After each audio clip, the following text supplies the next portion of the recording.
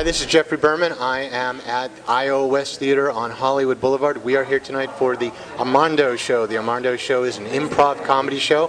There are going to be a lot of celebrities here on stage yucking it up. What's great about the show tonight is that half of the box office is being donated to the Solidarity Strike Fund to help support some of the people below the line that are put out of work by the strike right now. It's fantastic. It's going to be going on all month, and right now I've got a special guest who's a part of the show tonight, Melanie Chartoff. Hi. Hi, nice to see you again. Thank you. Good to see you. Thanks for being here. So tell me a little bit about the show and how you got involved. Well, I've been a fan of iOS for quite some time. I also teach improvisation, but another sort of improv, but these guys are my paragons of virtue in terms of the improv collaboration world. And they invited Justine and I to co-host tonight, so I'm going to take an audience suggestion and fabricate a life story out of it that this genius group can improvise upon.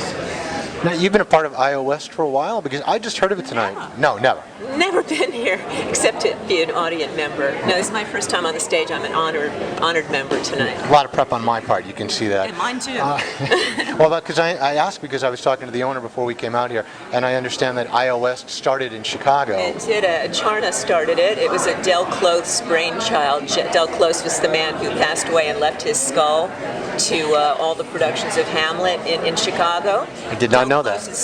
His skull still appears as Yorick in every production of Hamlet that's done in Chicago. You didn't know this? I did not know that, but I didn't come from Chicago. He didn't want to be off stage for a moment, Del Close, so he has left a legacy here for people to carry on his work. God bless him. So, what is it about Chicago that there seem to be a lot of funny people there?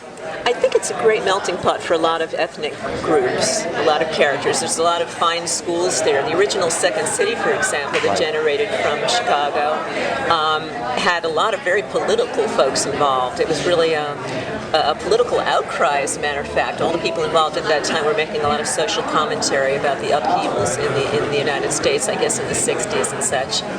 So, and it's still a wonderful pot for all kinds of characters. I did the vagina monologues there a few years ago, and even my cab driver was funny. Everybody's witty. It's kind of like Ireland, where everybody reads the paper every day and has something charming to say. So if I went to Chicago, I'd be a much funnier person? No, you'd be laughing a lot. You would be laughing a lot. I actually had a cab driver pick me up after doing the vagina monologues one night, and he said, he was Asian, and he said to me, "I'd take you home." I said, "Great." He said, I not know what that would mean in the show." I said, "Oh boy, well, let's see, how can I say it?" "Well, it's a part of a woman, you know, it's a genital part." He says, "I not know what genital mean.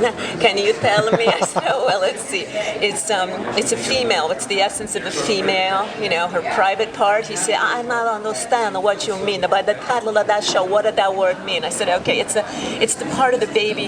It's the part of the woman that the baby comes out of." And he says, "Oh, no, not that word. I know vagina monologue. What did that mean?" I feel like I'm part of the act right now. I can tell that story on camera for years. It's true. It's actually a true story. I'm glad I could set you up. The only misfortunate thing is that we are going to be broadcasting on the internet. You didn't get to use any dirty words, but you could have.